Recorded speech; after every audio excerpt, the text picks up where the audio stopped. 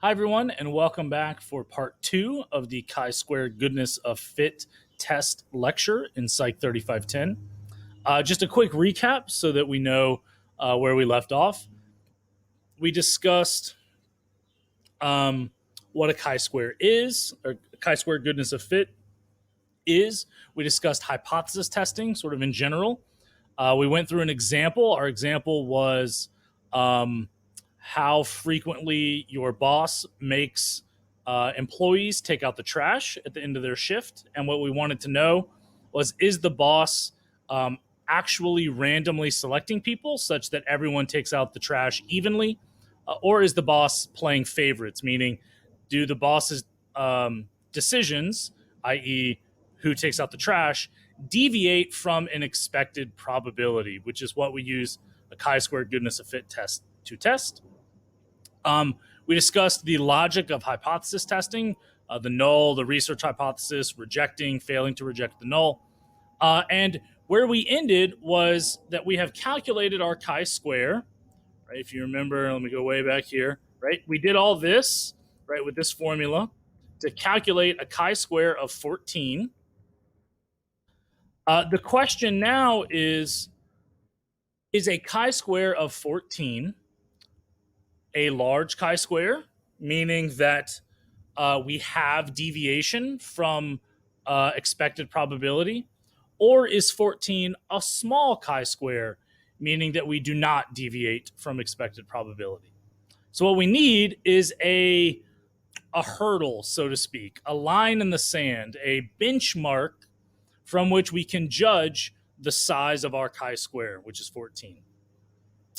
Thankfully, some very intelligent statisticians have created such a benchmark. Here you see in front of you, and this will be uploaded on iCollege, so don't worry, you'll be able to download and print a copy of this. We see a chi-square distribution critical value table.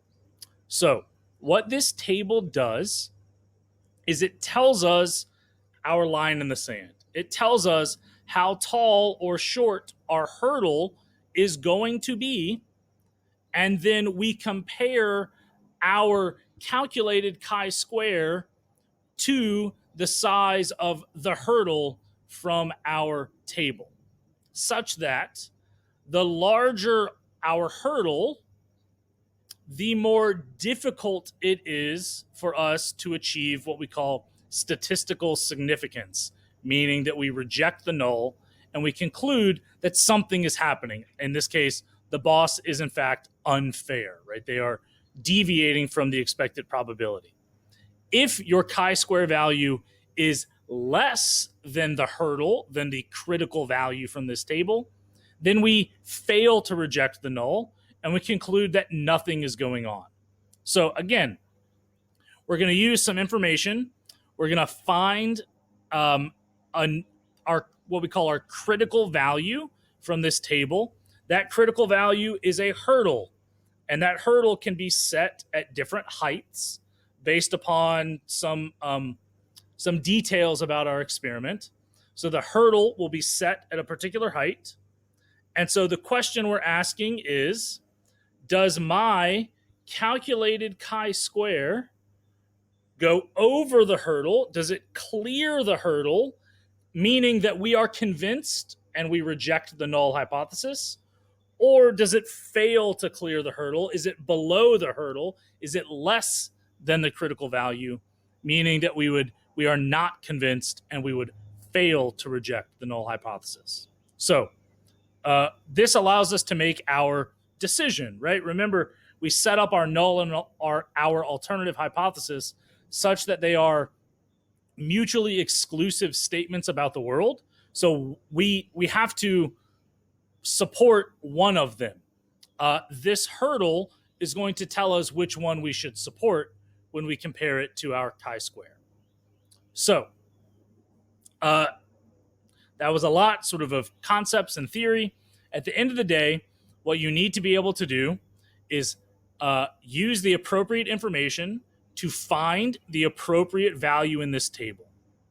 Then you're going to take the value from this table and compare it to your chi-square.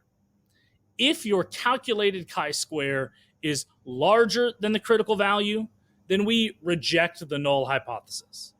If your chi-square is smaller than the critical value, then we fail to reject the null hypothesis. That's the decision that you need to make. And remember, if we reject the null, right, we have created the null and we've held on to it, like we talked about in part 1. And the null is the idea that nothing is happening, right? That innocent until proven guilty. Nothing is going on. So we hold on to that. If we reject the null, then it means that we conclude something is happening. Something significant is going on. In this case, your boss is playing favorites. They are not treating everyone equally.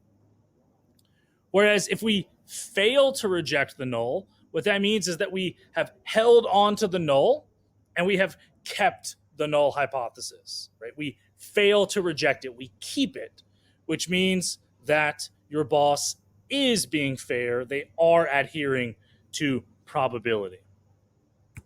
Okay, so let's talk about how to use this table. The first piece of information you need from your study is degrees of freedom. We're not going to get into conceptually what degrees of freedom actually is. It's a bit beyond our purposes and discussion right now. Sort of the mathematical importance of degrees of freedom. All that you need to know how to do is how to identify degrees of freedom. Don't worry so much at this moment about what the hell degrees of freedom means. Just know how to identify it. So we identify, in the case of a chi-square goodness of fit, we identify degrees of freedom by saying the number of possible outcomes, the number of possibilities minus 1. So if you remember our example had 4 employees who were chosen at random. That's the null hypothesis, that these 4 individuals are chosen at random to take out the trash, which means we have 4 possible outcomes. I forget what their names were, right? Jim, Becky, Karen, Arthur, whatever. So we have 4 people. So there are 4 possible outcomes, meaning 1 of 4 people will take out the trash. So we have 4 possible outcomes. Minus 1 gives us 3 degrees of freedom. So if this experiment had 5 employees, then we would have 5 minus 1 degrees of freedom, so 4. If this experiment had 9 employees, then we would have 8 degrees of freedom, 9 minus 1. But we had 4 employees, so 4 minus 1, we have 3 degrees of freedom. So what that means is that we are going to use this row that has a 3 under degrees of freedom. We now know that our critical value is one of these values. We're not sure which one yet, but we know that it is on this row because this is the row for 3 degrees of freedom. So we know we're right there. The next piece of information we need is this table calls the area to the right of the critical value. Basically, what we're determining here is how stringent of a probability we want our study to be based upon.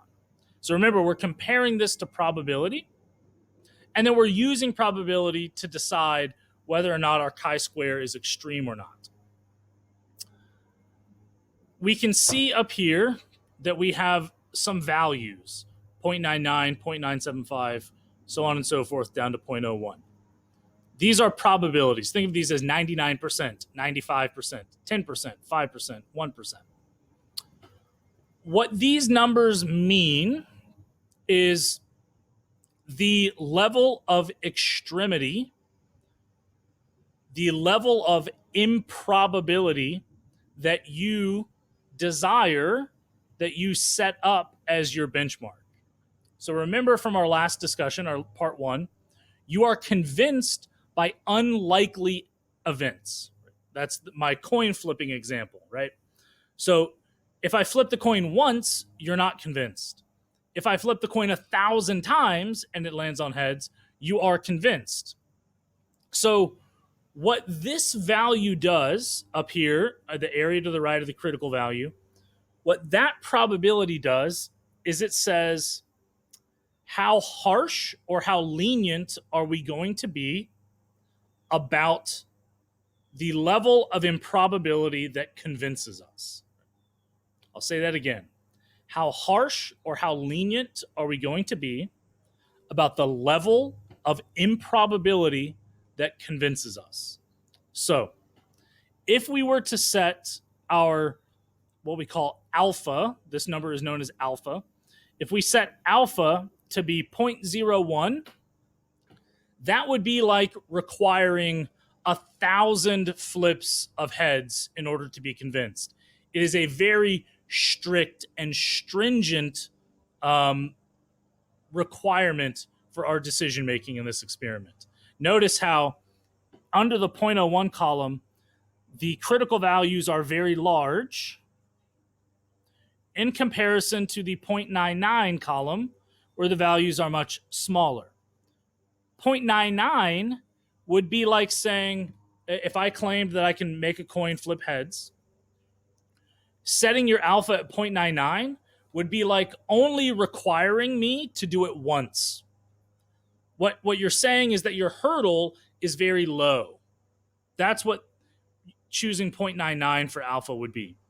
Choosing 0.01 would be like requiring 1,000 heads to be flipped in order to be convinced. It is a much more stringent comparison. The hurdle is higher, and it will be more difficult to clear that hurdle. So, in the behavioral sciences, which psychology is one of, our standard alphas are either 0.05 or 0.01, depending upon how strict you want to be. Alpha will always be provided to you. So I will tell you in the example, alpha equals 0.05 or alpha equals 0.01. Those are going to be the only two values of alpha that I would ever give you, 0.05 or 0.01. So what you have to do in this table is notice in the question that I give you, is alpha 0.05 or is alpha 0.01? And then you have to calculate degrees of freedom, which is number of possibilities minus 1. So 4 possibilities minus 1 gives us 3. So if alpha is 0.05 and we have 3 degrees of freedom, then we know that our critical value is 7.815. I'll give you a second to look at that. Remember, alpha is 0.05. I gave that to you, and I'm going to provide you with that information for every question. You calculated degrees of freedom to be 3, which is number of possibilities minus 1. So what 7.815 is our line in the sand. It's our hurdle. It is the thing that we have to beat, in essence, in order to reject the null hypothesis and conclude that your boss is, in fact, playing favorites. So remember, the larger your chi-square value, the more deviation there is from expected probability. So the larger your chi-square, the more I guess extreme your result is a good way to put it. So as chi-square gets larger, your observations are deviating from the expected value more and more and more. So if your observed chi-square is greater than your critical value, what that means is that the thing that you have observed, your boss's choices about who takes out the trash, is so extremely out of whack with probability that we must conclude that your boss is playing favorites. We must conclude that your boss is not being fair. We reject the null. So if chi-square is larger than your critical value, we reject the null. If chi-square is smaller than our critical value, we fail to reject the null. So quite simply, we just compare 14 to 7.815, and we find that we are larger than the critical value. So we reject the null hypothesis. Remember, our null hypothesis was that your boss is fair, that every person takes out the trash an equal number of times. What this has shown us is that the resulting chi-square of 14 is extreme enough. It is improbable enough to convince us, and thus we will claim that we reject the null hypothesis, we support the research hypothesis, and we claim that your boss is in fact not fair. As we can see from the data, right, your boss seems to hate Samantha because Samantha had to take out the trash 40 times. And your boss likes Franklin because Franklin only had to take the trash out 15 times. Becky and Anthony are pretty close to what would be our expected values. But it looks like your boss is treating Samantha and Franklin differently, unfairly, right? Because they deviate from the expected value of 25 enough, right? That's what our chi-square told us, is that they deviate enough to convince us that your boss is not fair. So your boss is not choosing randomly. They are playing favorites because our chi-square was larger than our critical value, which caused us to reject the null hypothesis. And the null hypothesis was that your boss is fair. But remember, we rejected it. And so that means that we conclude that people do not have an equal chance of taking out the trash. Okay, I know that was a lot. Feel free to go back and rewatch that. I highly recommend it. It's a lot of words, it's a lot of concepts, it's a lot of new stuff. Let me know if you have any questions. So now we have gotten to the end of our single question, right? It's taken us, I don't know how, an hour and a half of lecture to get to. At this point, you have generated a research question. You have collected data. You have analyzed that data. You have drawn a conclusion from those data. And now we need to practice communicating that to the world. Because remember, the job of a scientist and a psychological scientist is to ask questions about the world, answer those questions, collect data, make inferences and conclusions from those data, and then communicate it to everyone else. You're seeing this done in your article analyses, right? You're reading research articles that have results sections where they explain their statistics. And so what we're going to do is we're going to learn how to communicate the findings of our statistical test in APA style. So that's what this next section is about. How do we formally communicate the results of our science? So we do that with basically a paragraph about our statistical test. The first thing we have to do is name the statistic that we used, right? We conducted a chi-square goodness of fit test. That's what we did. Next, we sort of weave in our research question to determine if my boss chooses people at random to take out the trash, right? That's the research question. Is your boss being fair and choosing people at random, or is your boss not being fair? So, number one, what test did you run? Number two, what was your research question?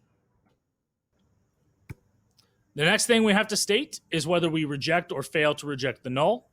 In this case, we reject the null. And then we provide the results, right? We conclude that the selection of who will take out the trash is not evenly distributed. It's not fair. It's not random. That's sort of our the thing we found, right? It's the result.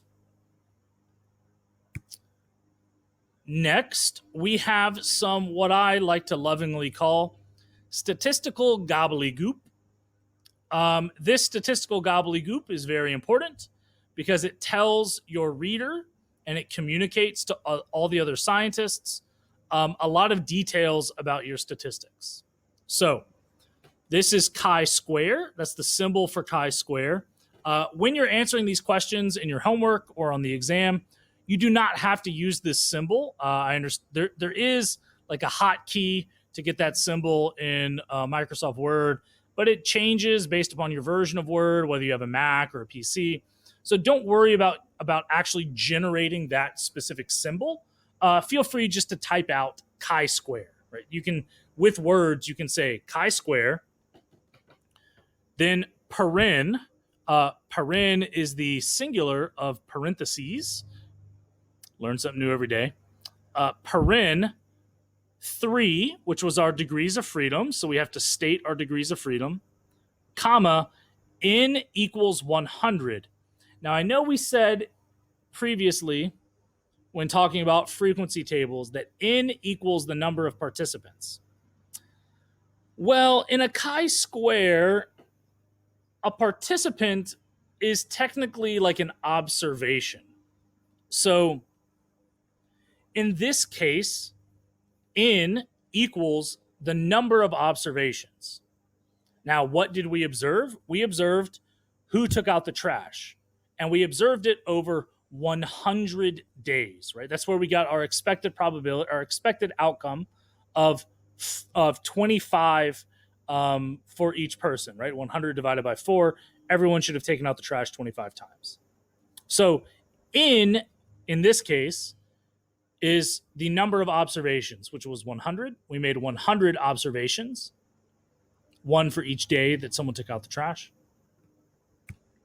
equals 14.00, right? 2 decimal points. That's the value of our observed chi-square test statistic. P is less than 0.05. So if you are statistically significant, which we are, and we reject the null, then what basically we're saying, and what alpha kind of means, is that the probability, that's what P stands for, the probability of this outcome, right, of our observed data was less than 5%. And here's where we sort of wrote back into the idea that improbable outcomes convince us. So the probability of a chi-square of 14 given 100 observations with 3 degrees of freedom, the probability of this happening is less than 5%. So it is quite unlikely. It is very improbable. And so we are convinced. That's where my whole thing about the coin flipping and improbability comes back. That's what alpha really means. Alpha is setting the stage for what level of improbability do you require. So the probability of this result was less than 0.05. We say P is less than 0.05 only when we reject the null hypothesis. And lastly, we need a take-home message. This is where you need to spend 1, maybe 2 sentences explaining the take-home message, the application, the conclusion that you're going to draw about or from these data. What I like to say is think about how you would explain your research finding to a 10-year-old. So, thus, my boss is not choosing people fairly. He makes Samantha take out the trash more than she should, right? It's because Samantha was taking out the trash, I think, 40 times. So explain the result to a 10-year-old. That's what your take-home message is for. So in order to get full credit for an APA-style conclusion, and you will have to do this on upcoming exams, in order to get full credit, you need each of these parts. If you do not have each of these parts, you will get points taken off. Memorize how to do this, memorize the parts, practice how to do it for various questions. You need each part. Name the statistic. What was the research question? Did we reject or fail to reject the null? What was the result? Statistical gobbledygook and take-home message. You need each of these things. They need to be clear. They need to be in this exact order, and then you will get credit. Now, you do not have to use these exact words, so to speak, but you have to convey all of this information. So, for example, if your take-home message was slightly different, right? As long as it conveyed this idea, you're going to be fine. But you have to have a take-home message. If you don't have a take-home message, you're going to get points off. The thing that cannot change is the order and formatting of your statistical information. That must be exactly this way. And then whether you reject or fail to reject the null. You can't really say that in any other way. Everything else, the specific language that you use can vary a little bit from person to person, right, as it should, and you'll be fine as long as you're conveying this information. Okay. We have one more example to end this lecture. So what I want you to do is press pause, and I want you to try and do this chi-square goodness of fit test on your own without looking ahead and looking at the answers. I want you to take a crack at it. Feel free to look back at the other lecture slides to maybe see the steps, but I want you to try to do this on your own. So when I get done introducing the question, press pause, take a swing at it, and then press play, and I will walk through the answers with you. So here is our scenario. The city of Atlanta has received a $100 million grant to build 80 new libraries in the city. They decide to divide the city into 8 sections, and the city of Atlanta claims they will build an equal number of libraries in each of those 8 sections so that all citizens can take advantage of the libraries equally. You come along 5 years later and you count the number of libraries in each section, and here is your data. Section 1 has 8 libraries, Section 2 has 9, 3 has 11, so on and so forth.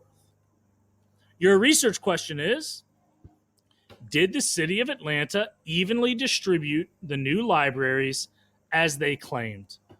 Alpha equals 0.05. So what you need to do is establish what are your expected outcomes. So if we had 80 libraries and 8 sections of the city, how many libraries should there be in each section? So establish your expected outcome. Define your hypotheses. Calculate your chi-square. Look up the critical value. Make a decision about whether to reject or fail to reject the null. And then write your APA-style conclusion. So press pause. Do all of that. Take a crack at it. And then press play when you're ready for me to walk you through it.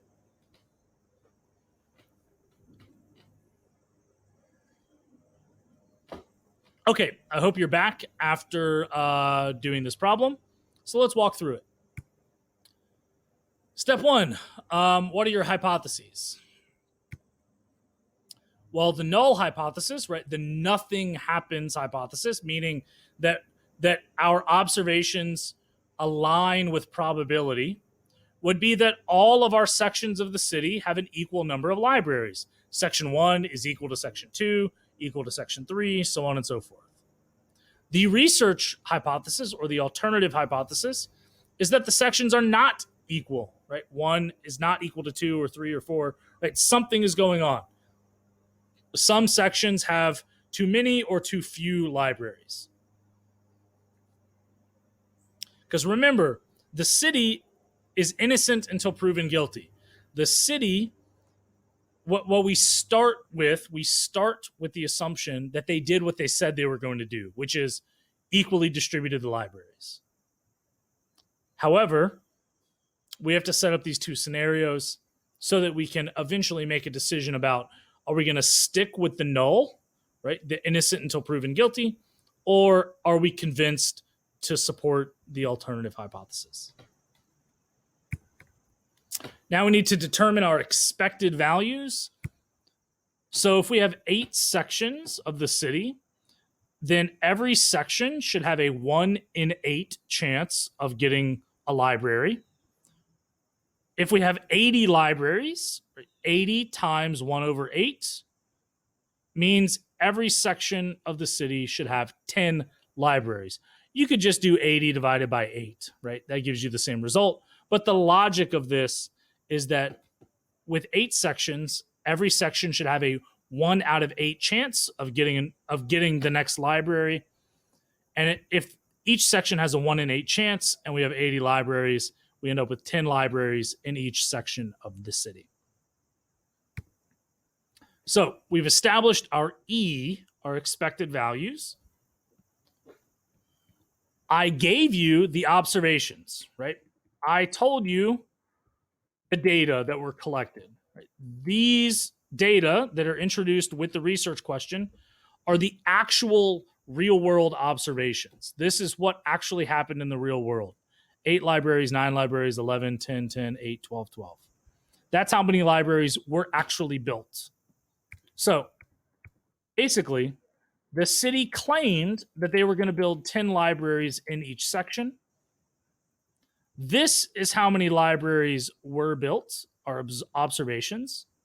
And so now we need to plug and chug this formula for each section in order to accumulate to our chi-square value. So here we go. The math shows up here. Feel free to check your math as needed. Press pause if you need to. But we take our observed value, which is 8 for section 1, minus its expected value of 10. So we get a negative. That should be a -2. It doesn't really matter because you're going to square it. -2 squared is 4.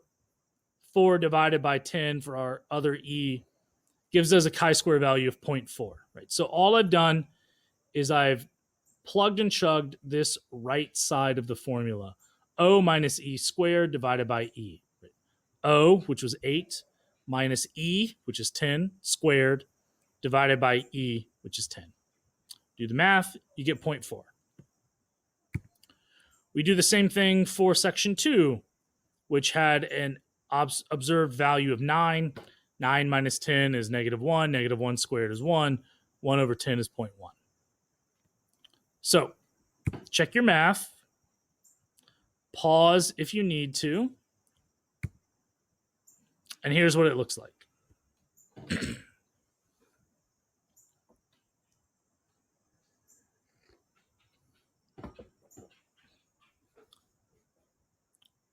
So we do this right half of the formula for each section of the city. We end up with a contribution to chi-square for each section of the city. We add them all up to get our total chi-square of 1.80. Now the question is 1.80 a big chi-square? Does it exceed our hurdle?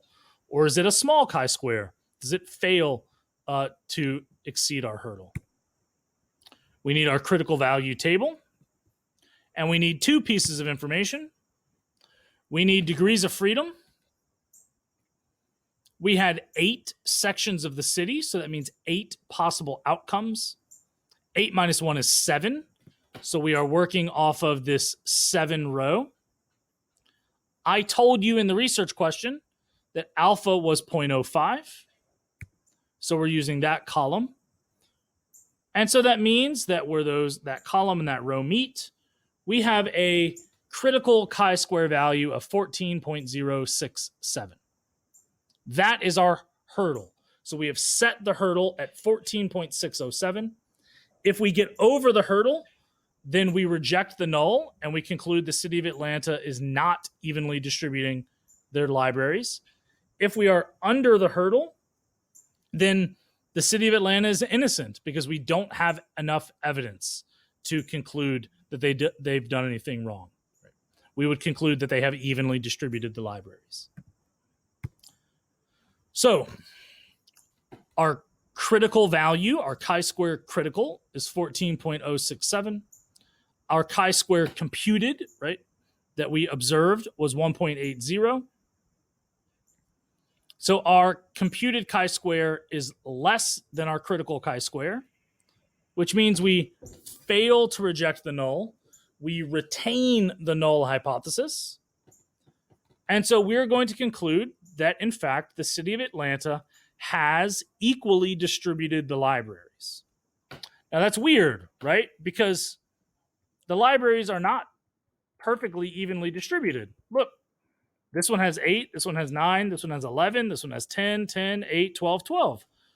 Why on earth are we concluding that they are evenly distributed if these numbers are not all the same? Right? And that's a difficult question to answer, and it has to do with the philosophy of science that we talked about earlier, which is everyone is innocent until proven guilty, and we are only convinced by extreme evidence. So imagine someone is being tried for murder. And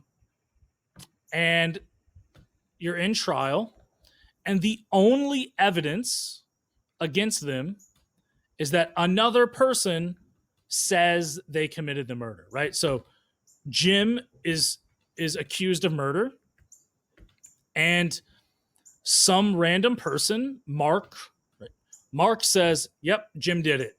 I know that Jim committed the murder. Should we convict Jim based upon that evidence? No, of course not. Mark is just saying that Jim committed murder. This is why innocent until proven guilty is important, because that is not sufficient evidence to convict Jim. It is evidence, right? Mark is giving testimony. Testimony is a form of evidence, but it's shitty evidence. It's bad evidence. It's not good enough. It's not strong enough. And so that's what has happened here, right? We have seemingly some evidence that things are not equal, right? These numbers are not all 10. We did not observe complete and utter equality on the part of Atlanta building the libraries. But it's not good enough evidence for us to claim that the city of Atlanta did this on purpose, right? That's basically where we stand. That the evidence just isn't good enough to make that claim. So we stick with the null, right? The fact that we have a very small chi-square of 1.8, that means that our evidence is equivalent to some dude just saying that we're guilty. And that's not good enough. We want strong evidence, and strong evidence is improbable observations, right? Unlikely occurrences. But when we compare to our critical value, what this is telling us is that the evidence isn't good enough. We need to give the city of Atlanta the benefit of the doubt still. They are still innocent until proven guilty. So we retain the null. We fail to reject the null. We keep it. And so we're going to conclude that all the sections are equal. Let's look at our APA-style conclusion. After conducting a chi-square goodness of fit test, that's our statistical test, to assess whether the libraries are evenly distributed across the city of Atlanta, that's our research question, we fail to reject the null and conclude that the city of Atlanta has evenly distributed the new libraries. That's our result. Chi-square, 7 degrees of freedom, because we had 8 sections of the city. N equals 80. That's our number of participants. But remember, in a chi-square, number of participants is really number of observations. So there were 80 observed libraries. So that's our number of observations. Our chi-square value was 1.80. The result was not significant, right? We were not statistically significant. We failed to reject the null. So instead of P is less than 0.05, what we say is N period S period. Not significant. Take home message. Every section of Atlanta received a similar number of libraries. And that's it. Again, go back through and redo this problem if you need to. Replay this, pause it, work slowly, step by step if you need to. Make sure you understand how to do this all the way through, from the hypotheses through the calculations to the APA style conclusion, because you're going to have to do this on your exam. You will have one of these on the exam, I promise. So, look for your workshop on iCollege to complete for this section, and also look for some practice problems with solutions to be posted on iCollege so that you can work on this before the exam. I know it's a lot. Take a deep breath. This is our first sort of foray into the real world of inferential statistics. And so we're going to stay here for like a little while. So you'll get more acclimated to this, and this decision making will become easier. Remember, I told you the math is easy, right? The math is addition, subtraction, division, and it's not arithmetically difficult. The decision making is the hard part, right? I know that a lot of you didn't believe me, but hopefully now you do. The math is easy, right? The math is not problematic. The problematic part is knowing what to do with the math. All of this hypothetical decision making with the null and the alternative hypothesis, that's the hard part. So make sure you understand that, because it's important, and you need to be able to do that for the exam. So reach out to me. Let me know if you have any questions, and I will see you for our next lecture. Thanks.